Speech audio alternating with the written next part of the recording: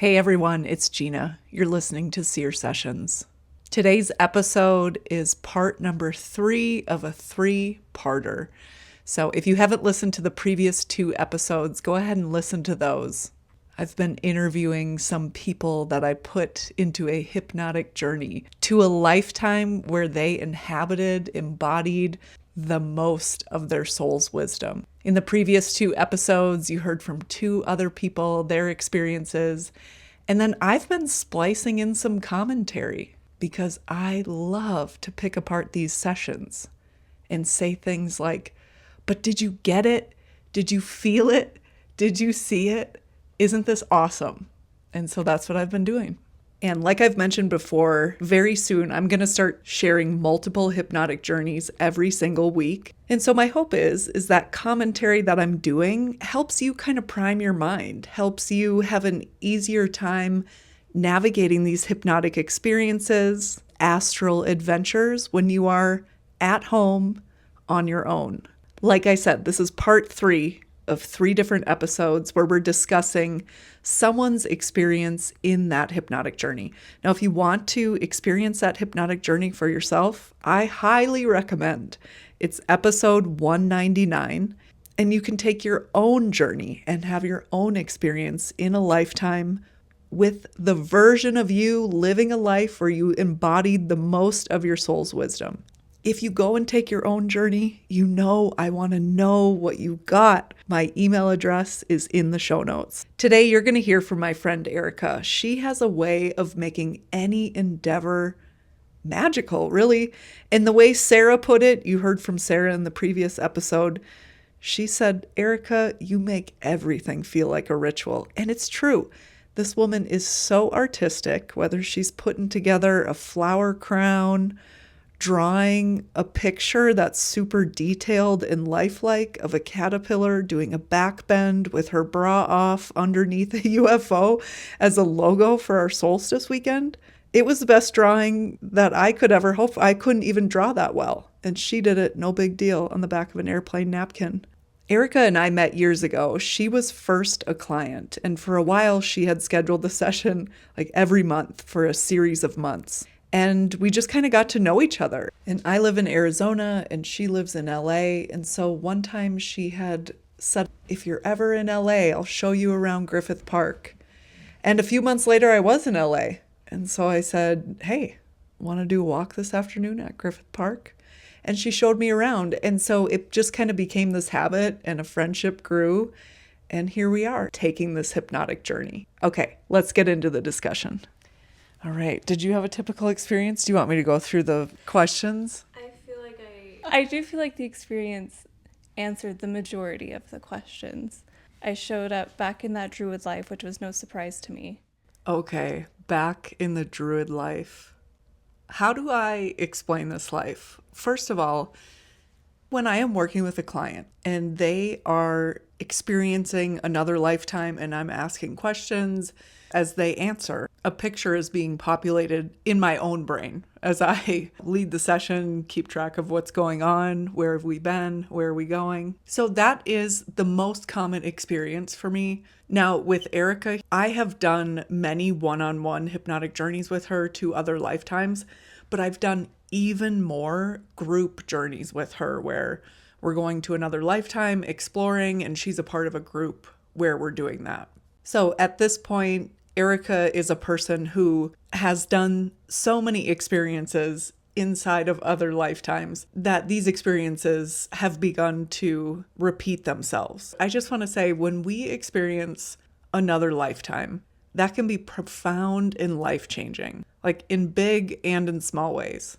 And you wouldn't think so, but the same is true if you go back to that same lifetime. When you go back to that same life again, or more than 2 times, we can extract even more meaning out of that experience just because we have the whole backstory of the previous experience that we had in that other lifetime. Anyway, I could literally talk all day about that and give examples about it. But With this in particular, this life as a druid, Erica has experienced it multiple times. And the first time I experienced myself in that lifetime with her, because I was a druid with her in that lifetime, she was telling me about the death scene, what was happening, who she was with, where people were positioned, where they were going. And as she was telling me this story, I hear this stuff all the time.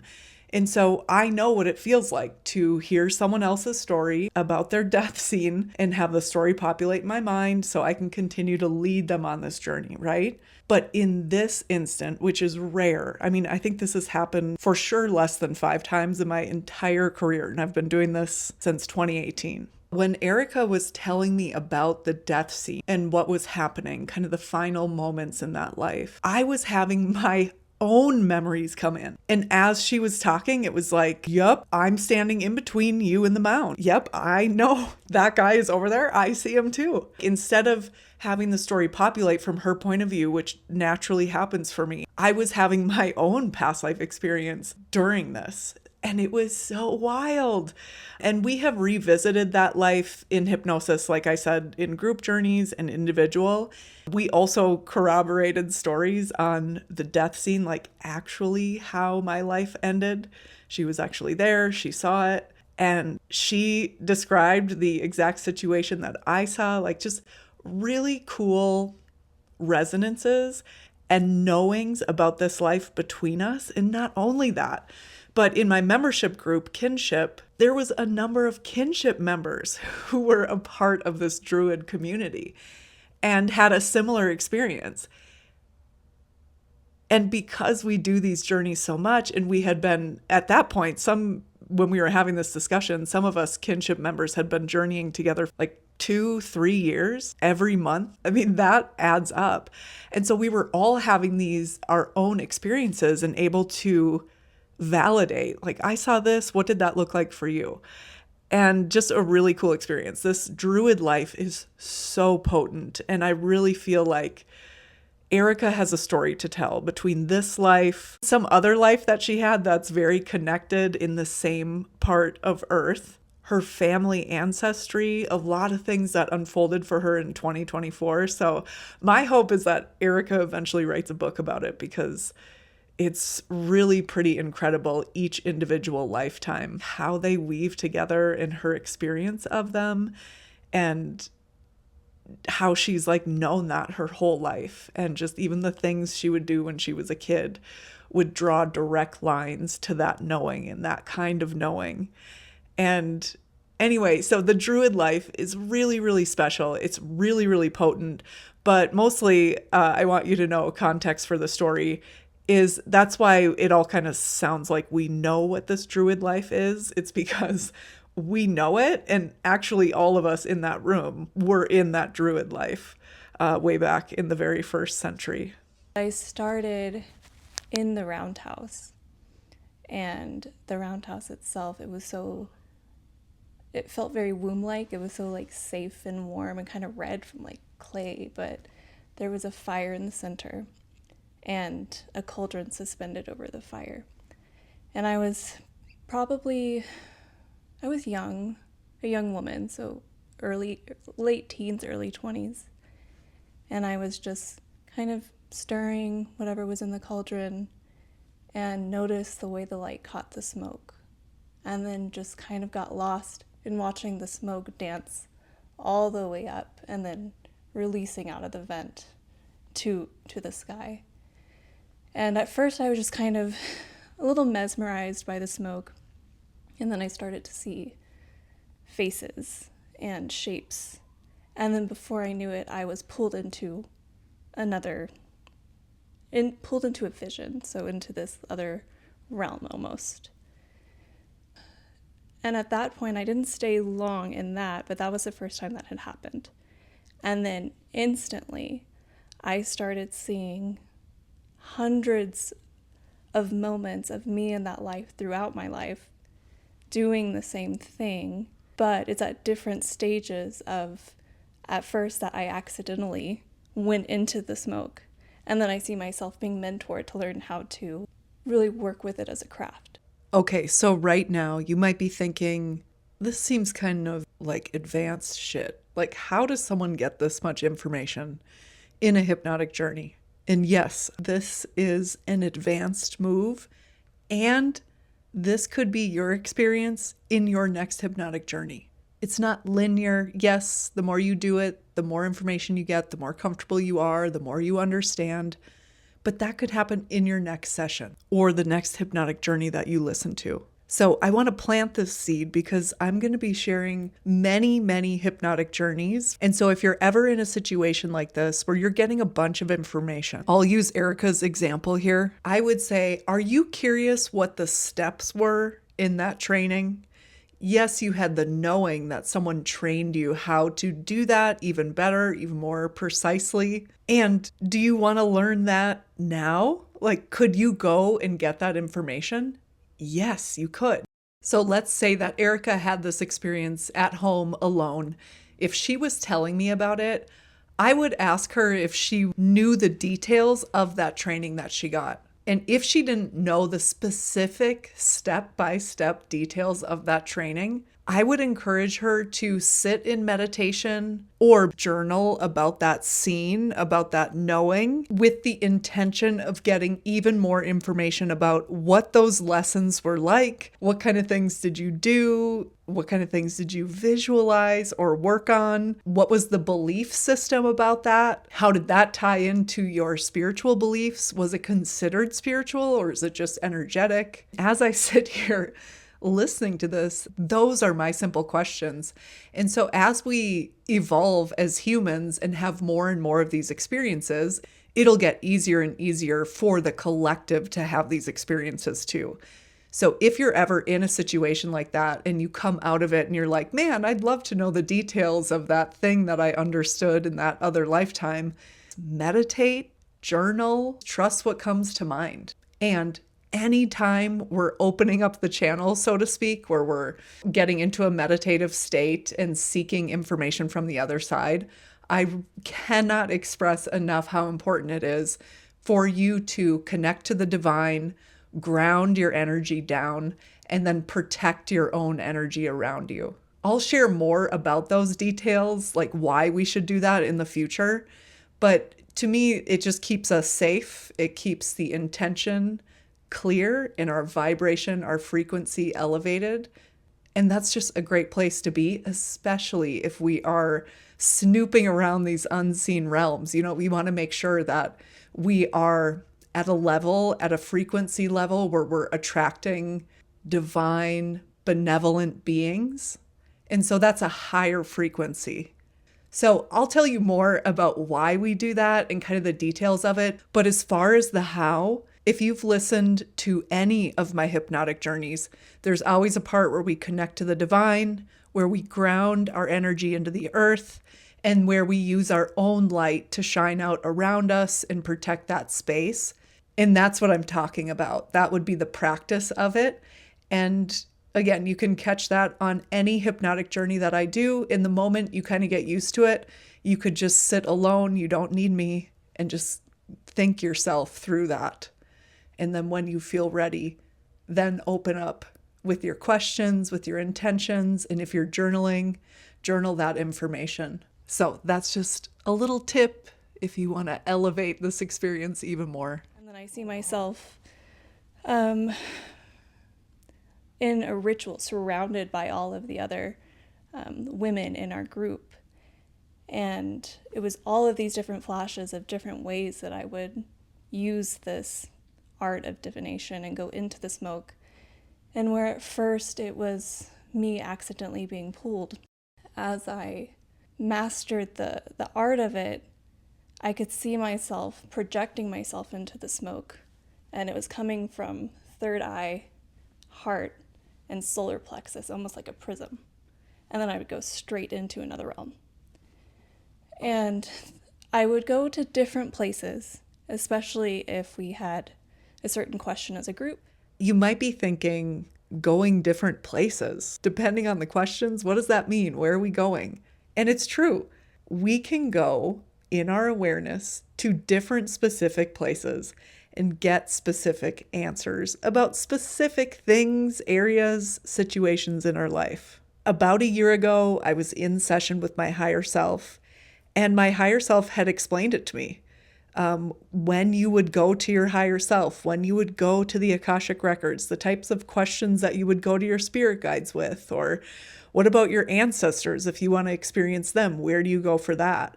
And it really illuminated kind of this map that was in my brain that I didn't even know was there, but had been built from all the hypnosis sessions I've done with clients, just exploring these different areas. I'll call that kind of this structure of where we go when we're looking for certain things. And I'm going to do an episode on that in the future, but it's something that I've been using with clients in their hypnosis sessions. If I have a repeat client, oftentimes they'll start with like, here's my intention, and then they'll want to know, what do I think they should do? Do I think they should do a spirit guide session, higher self session, journey to another lifetime? And I've been using this structure that my higher self laid out for me. And it's been interesting to see how this has been unfolding for people.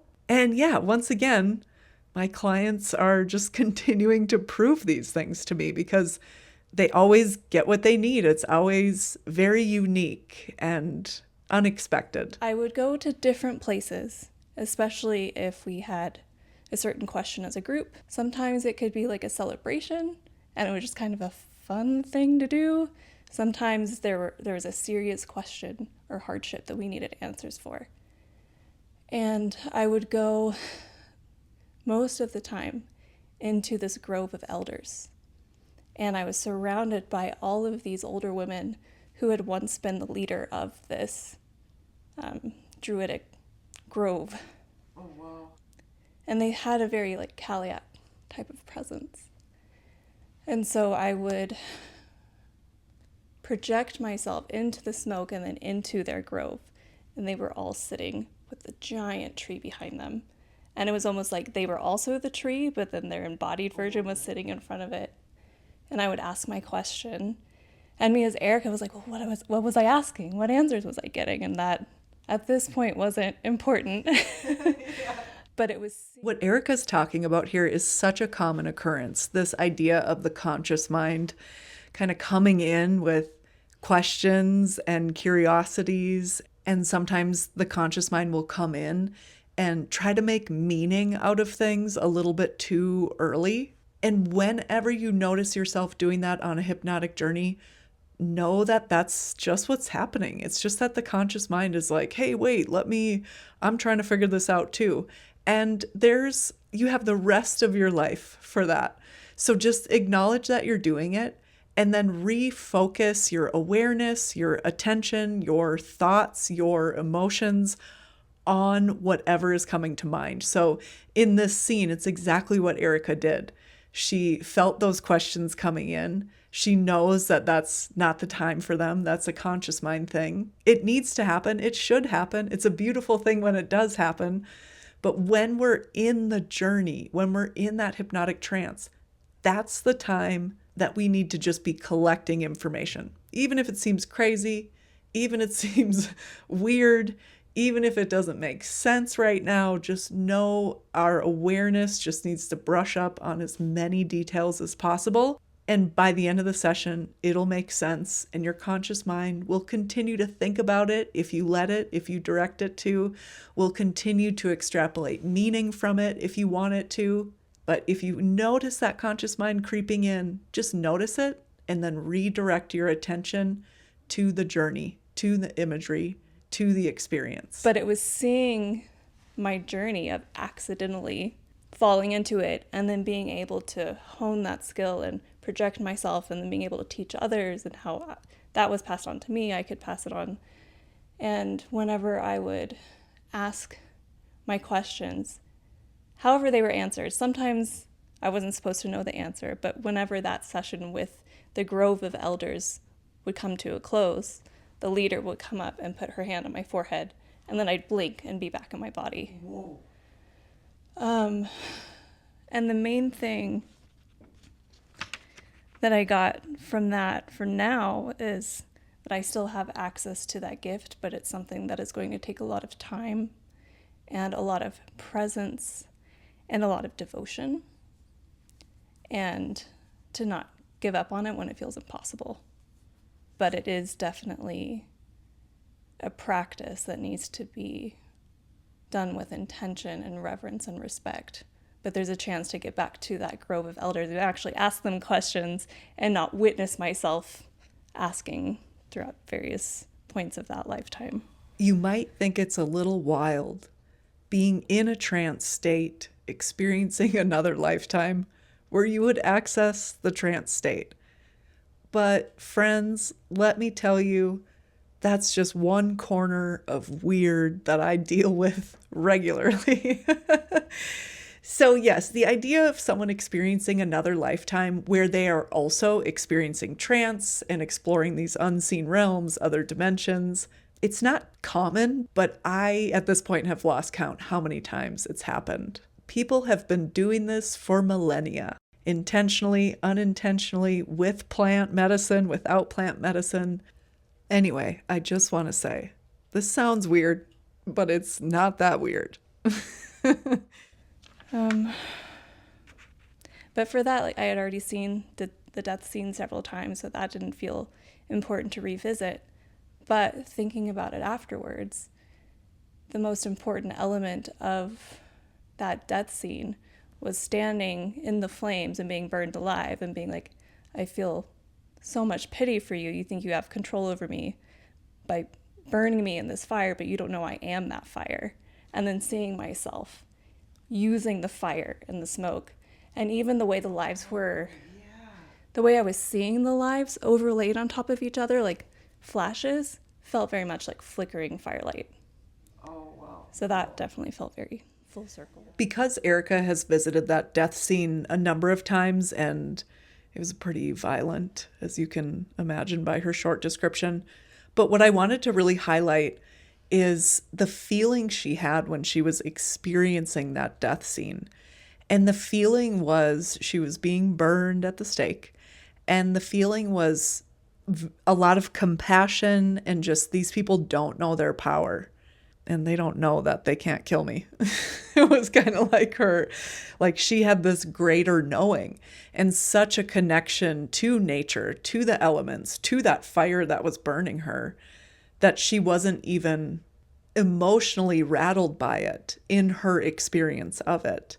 And in any death scene, part of the cueing for the hypnotist to cue the client through the death scene or through the time that soul leaves that body. Once her soul had left that body and she was reflecting on that life, she could see that the moment her soul left that body, her body started to like wail and scream. And I remember her highlighting this difference of it was her soul's influence on that earth suit, on that mind, that kept her strong and steady and not in pain. In the moment, that part of that 3-part being that she was, body, mind, soul, the moment it was just the body there, the body just reacted primally. And it was just a very interesting kind of shift and reflection on that time in that life. And another reason why I wanted to bring that up is because a lot of times people don't take an experience in another lifetime because they're afraid of what they're going to experience. And I've talked about it so much over these 200 plus episodes. But if that's you, if you're still nervous about it, pay attention to that. Take care of yourself. Maybe do it while someone's home with you. They're not going to bother you. Let them know what you're doing. Tell them to like wake you up in an hour or something. Like that might make you feel better. But as far as what you're going to experience when you're in that trance state, you're working in that subconscious mind and you're working in an incredibly relaxed state, grounded, calm, peaceful. And so those two things, your subconscious mind, which is there to protect you, and your calm, relaxed state, I believe it's those two things and a knowing that even though we're experiencing it, we know it's not our lifetime, we know it's not the present moment, we can still experience something that's pretty traumatic in a life and not be traumatized by witnessing it in this life. We kind of set the scene so you're open to experience it, but you're still protected and you can express emotion and feel emotion. But if it's anything that would cause harm, your subconscious mind is going to keep it blurry. It's going to not give you that information. So even though this is hypnotic trance and we're all trained to believe that I am hypnotizing you and I'm doing something to you and it's not in your control, what is happening on these hypnotic tracks in this podcast is actually self-hypnosis. I can't hypnotize you against your will. It's actually a type of hypnosis that I'm not interested at all. I want you to exercise your free will. And it's actually very important to me that I don't trample your free will or anyone else's. So just know that you're safe. The intention behind the creation of those tracks is with you to inhabit a higher frequency and know that even though I'm guiding the journey, you at any moment can have your own experience, or you can just shut it off and walk away. But certainly if you follow the visualization, follow the steps, listen to the hypnotic journey, you're going to go somewhere and get something that's compassionate, loving, insightful. It will expand your awareness and shift your point of view if you let it. So are you saying that as Erica, you could, I believe you could go back to the Grove of Elders just as likely as you could in that life? It's just kind of like, what kind of filter are you working with today? And kind of figuring that out. Did you get that sense it's like just a matter of you understanding how you do it with that earth suit, and then you can go there and ask any question you want? Yes, but the process to learn that skill and to truly not even master it, because I don't think I would be able to do that in this lifetime, but even to get to the point where I wasn't being pulled in, but I had control over projecting myself into it, would be a harder journey in this lifetime, because in the Druid life, there were no outside distractions. I was living in that mindset from the moment I opened my eyes to even throughout the dream. So there's really no outside distractions that I had to sit and ground myself and meditate to get to a certain place. I was just always in it. We all were. That was just the way that we lived. Yeah. So now there are almost more obstacles to overcome. It'll just take a lot of patience. Do you think you're accessing their wisdom without going there? I think so. And the reason that I wasn't surprised that the highest embodiment of my higher self was this Druid life is because in previous meditations and hypnotic journeys where I've met with my higher self, sometimes it's embodied as that Druid. Mm-hmm. And I feel like the same way that she embodies my higher self and I can talk to her face to face, she almost embodies all of the elders that came before her. So she almost already has all of those same answers and those same qualities. So the way that she embodies my higher self, she also embodies that whole world and way of living. So yes, but it's a little bit different. Oftentimes, I think it's easy for an earthling to think every life we evolve, every life we get better. And I'm the most evolved in this life. And maybe, I'm open to all of it. No one really knows. We're not going to know until our soul leaves this body.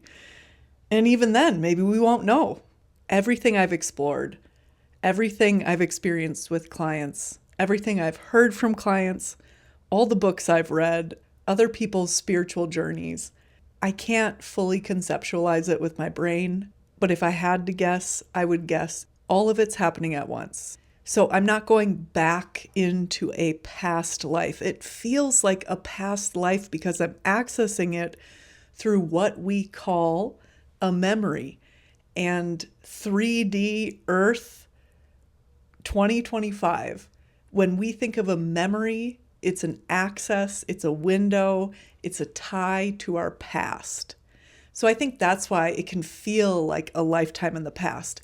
And then also, we count the years. It's 2025. If I experience a lifetime and it's 1720, according to third dimension Earth, that is hundreds of years ago. So that is in my past as Gina, but when I'm accessing the wisdom of the soul, my experiences as a soul, it's all happening at once. So it's not that someone's ahead and someone's behind, and I'm on this march of linear progression. That's not how it is in the spirit world. So to go back to the first century, to like 60 AD, I believe is the year we pinpointed at one point. Erica said something about the year 60 AD for that life. So yeah, that could be her life where she embodied the most of her soul's wisdom. What do you take from that? Like, how does that shift you today? Does it change the way you might think of getting this information? Or I know you journal in the morning. Does that shift where you might direct that intention? Does that change you in any way based on what you're already doing? It feels like the biggest takeaway from all of this wasn't necessarily the Grove. That was one place I would go often. It was the act of learning how to project from third eye, heart, solar plexus, and it would come to a point like a prism, and then I could go anywhere from there. And maybe right now I was seeing the Grove so clearly that I can use that as an anchor point as I begin to practice and lean into it. But really it's the practice itself and how that is limitless. And it's almost like a form of it is a form of astral travel. Yes. And do you get the sense that you in that life called it projection? Or do you get a sense of what you called that or how you conceptualized it? And I'm imagining it was for like attached to your spirituality. And do you get a sense of that? I didn't call it projection. That's definitely through my lenses, Erica. It even almost looking at myself looked like there was a projector coming out of me and projecting my soul into these different sometimes realms, dimensions, some actual physical locations, points in time. Sometimes I could see the future events. I didn't call it projection then, though. It was almost a sense of merging my soul with whatever plane I needed to be on to receive the answers I needed at that time. I don't know if there was really a word for it. It was just this sense of almost dissolving yourself enough to merge with where you needed to be. For some reason, the term astral projection just never really resonated with me, but the way you described the prism and then you called it projection, and it was like, okay, that aligns. Like you're projecting your energy in there, where before, for some reason, it didn't really resonate. So that's why I wondered, like, oh, was that like a thing you felt like they called it? But you get the sense that it's just like, hey, can you Google this? But you're like, you know. Standing over a fire, just like soul into the smoke. Yeah. Is that kind of what it was? A Druid Google? Essentially. Okay, good. Druid Google. TM. All right, everybody, that is our episode. Thank you so much for being here and listening. If you thought of a friend while you were listening to this, I would love it if you sent them this episode. Word of mouth, by far, you people are the best things pushing my podcast forward. So I can't thank you enough for being here. And Erica, thank you so much for letting us listen in on this reflection on your hypnotic journey. If you want to learn more about my work, go to seersessions.com.